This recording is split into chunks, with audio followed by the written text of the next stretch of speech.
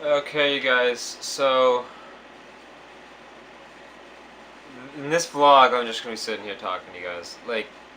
So I've been wanting to make, this video for a while, but I didn't quite know how to express it. I didn't know how to explain how I felt in the situation, I guess.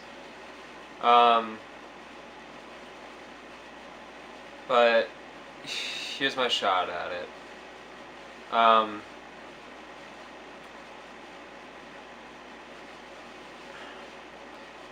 I grew up in a small town called Hull, Massachusetts, and it's this little peninsula, right, maybe 10 or 15 miles outside of Boston. I think it's part of the harbor, but it's a little beach town. And there was maybe 90 kids in my high school class. Um, I went to a different high school. I went to okay, so I went to Hull freshman and sophomore year, and I went to Marlborough High School, which is out near Framingham, Massachusetts, for my junior year, and then I actually dropped out of high school. That's a whole other video, and I'll explain to you my logic and my thought process behind that whole journey experience I went through. But this in particular is about Hull, Massachusetts, and my friends, I guess you could say that from there. Um, so if you've been watching the news or any of those Vice documentaries, the opioid crisis is a real thing, and it's really hit this part of the country really hard. And since I left high school, since I was 18, um, there's been more deaths in my hometown of kids my age than I can count on my two hands. Some of these kids I was actually friends with, and what's making me make this video now is I got a phone call from a friend today, and now he's gonna remain anonymous, but he never got into the actual opioid crisis, but he was around the scene, and decisions lead to situations, and right now he's in a really tough situation for himself. And he reached out to me today just to say hi. And it really touched me because I have been so focused on my own thing, and I've been so focused on my own life and the life I'm building with Victoria, that I kind of put some of these issues in the back burner for me. And so what I realized though is I can't save everyone. I can't help anyone. I can only help myself. And I feel like some of these kids that passed away because of this choice that they made. I'm 24, and I've been making these connections, every few months I'll make improvements on my life and improvements on the way I look at life. And I almost feel like this addiction, this disease, whatever you want to label it, it literally took the chance for these kids to realize their own potential. It took away from these kids' ability to choose a different direction within themselves. And that's the part that's heartbreaking. Just last week, another kid that I was actually friends with passed away. I hadn't spoken to him in a few years, but me and him would, he let me crash at his dad's house a few times when I was homeless and sleeping in my car, and I was never actually homeless. I'll make a whole video about this, but I was never homeless. I was sleeping in my car and I was couch surfing. So, so that kid, he let me couch surf with him a little bit. Me and him in high school grew up skateboarding all the time together. That's where most of these kids I knew, they were skaters, or they were associated with that kind of scene in some respects. It's a beach town, so there was a lot of surfers, skaters, longboarders. But the consequence of being a small town like that and being isolated in a peninsula of a beach is that I think it created this dynamic of,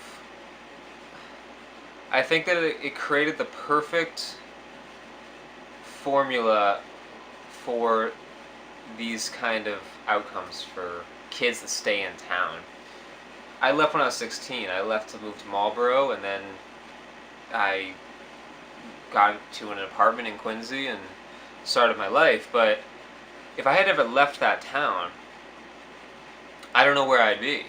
Because I was hanging out with those same exact kids and doing the same exact things back then. Back then, it was just, drinking, smoking a little bit of pot, whatever. But it seems as though, like, the kids that didn't get out of that town, this is the path that was laid out for them. And it's like, so devastating, man. Like, the first kid that this happened to, at least in my realm, I'm not gonna give the name. I'm not gonna give his name, but hold on. Just out of respect for family and whoever. But we were actually pretty cool. Like, me and him clicked on many different levels, spiritually, musically. It was just a really deep connection I had with this kid, and it really hurt me when he left. But yeah, there he is, in loving memory. The kid was born in 1996 and passed away in 2015. Since then, it's 2018, Since then, there's literally been like 10 plus deaths of kids my age. It's unreal. Like, I don't even know how to like express it anymore. That hurt me when that happens, but I hate to say it, but I'm kind of numb to it right now. Like, it's almost become like, oh, what's next? What's the next thing that's gonna happen? And yeah, man, like I just don't know what to do. Like, and I mean, I do know what to do. I'm gonna keep doing my thing. I'm gonna keep bettering myself, and I'm gonna keep chasing my dreams, and I'm gonna keep pursuing what it is that I want out of this life. That's what I'm going to do, and I'm going to go gung-ho about it. I'm not going to look back and let this define me, or look back and let this, I'm not going to look back and let this hurt me, if that makes any sense. Like, it's not that I'm not being sympathetic or empathetic. It's that I think in order for us to heal as, like, a community or as a human species, we can't dwell on these things. We can't focus on these things too much. But we can definitely empathize with the families and with the loved ones that this happened to. But anyways, like, I don't want this video to be dark and gloomy. Like, I'm pretty much just saying, it's like, all my friends are dead. Like, pretty much, like, I only have like 2 friends, pretty much, from high school that are still, like, around and, like, doing, well, one of them's the one that just called me, so, and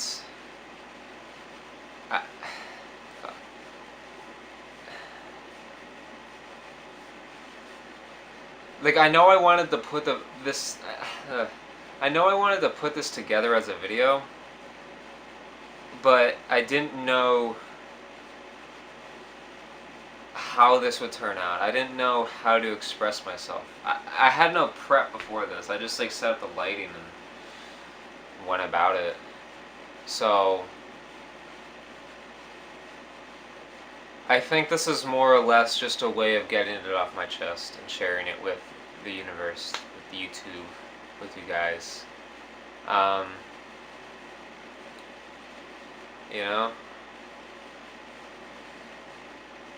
In terms of the friend that just called me and just to say hi, I think the best thing that I can do for him is, I can be a voice of reason for him. I can tell him some things that he needs to hear. But when I was in my darkest place,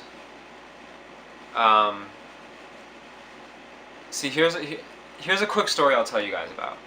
So after I dropped out of school, my parents gave me the option to either get a job or go to college or join the military. I tried community college for a few months. It wasn't for me. So I left, and I was working a part-time job at the time, but I didn't really want to do anything. I just wanted to like make videos and skateboard and stuff. So that wasn't responsible, I guess, in a hindsight. So I ended up sleeping in my car for maybe 6 to 8 months. Maybe it was less. I don't remember. But there was many stories and many adventures that I went on that I will share with you guys eventually. But one of the more pivotal moments that I remember occurring was um, I had like one or two other friends that were in a similar situation as me. And one of the kids in particular that I was hanging out with was really gung ho about doing some crazy things. Whether it was for money, just for thrills, man, like just whatever. So whenever I had something risky that I needed to do, because mind you, like I had a car, and in Massachusetts at least, you have to have a car insurance. That's $200 a month. So if you're working part time, I'm only making maybe $350 a month. So more than half of that is going to my car insurance alone, and then I gotta pay for gas and food. So I didn't have enough money, obviously, to survive. I didn't have enough money to even eat. So there were many times where I would have to like steal from grocery stores or finagle food from friends or just figure out some sort of sketchy situations. And I remember this one time in particular. I didn't have any money for food or anything, and I didn't have any money for gas. Now, the car was my lifeline. I couldn't just leave the car parked anywhere because I had to get to my part-time job and I had to like kind of hustle around. So I needed gas. So I was with my friend. We were driving around late at night. It was maybe 2, 3 in the morning. And we went to an apartment complex in town. And we first tried siphoning gasoline from one of the cars in the parking lot. Only to realize, like, a lot of these newer cars, you can't actually stick anything down the gas cap, or you can't even open the gas cap from the outside. They're more advanced now in the technology. So my friend decided to drill a little hole into the bottom of the gasoline tank underneath the car, and we literally spent maybe 2.5 hours emptying this guy's gas tank, 1 gallon bucket at a time, and filling my car up. And it was in that moment that I realized I don't want to be in this situation anymore. And mind you, I still was doing that for another 2, 3 months. But that was a very pivotal moment for me when I sat and looked at myself, and I was so ashamed, and I was so embarrassed, and I was so disgusted with myself and my behavior, and where it had gotten to me, that I was literally stealing gasoline and damaging someone's property in order to get it. So, that being said, I think that everybody, in order to improve their lives and in order to make those pivots in their minds, in their own like habits and in their own life, they need to reach that within themselves. So no one can do it for you. So I think all I can do for my friend here is I can, be words of wisdom. I can, share some ideas with him that I think he might need to hear. But at the end of the day, it's up to him. And it's up to you, if you're watching this, to make that change within yourself. Because no one's going to do it for you. No one. No one. I learned it the hard way, man. Like, it's fucking sucks. Like, it's fucking hard. There's no way around it. And, some paths are either easier than others. Going to college and doing what your parents want you to do is certainly an easier path than siphoning gasoline at 3 in the morning and stealing sushi from the supermarket. Like, it's certainly an easier path, but if I had taken that path, would I be where I am right now? I don't know. But anyways, you guys, I just wanted to share that and just get it off my chest. Like, it's something I'm moved on from now. Like, this pain from my hometown, it's something I've definitely grown from. I'm not attached to it anymore. But whenever I get, these phone calls, or I get, You know, I see something on Facebook or I look into something from my past. It kind of jerks me a little bit sometimes, but the important thing is that I've learned what I need to learn. I know where I want to go, and we're headed there with you guys. So anyways, yeah, I think I'm gonna start doing these kind of like story time things in my vlog because I find it beneficial within myself, and I also find it some of you guys out there might learn from my experience and might, you know, take take what you take what you want, leave what you don't. Um, excuse me. So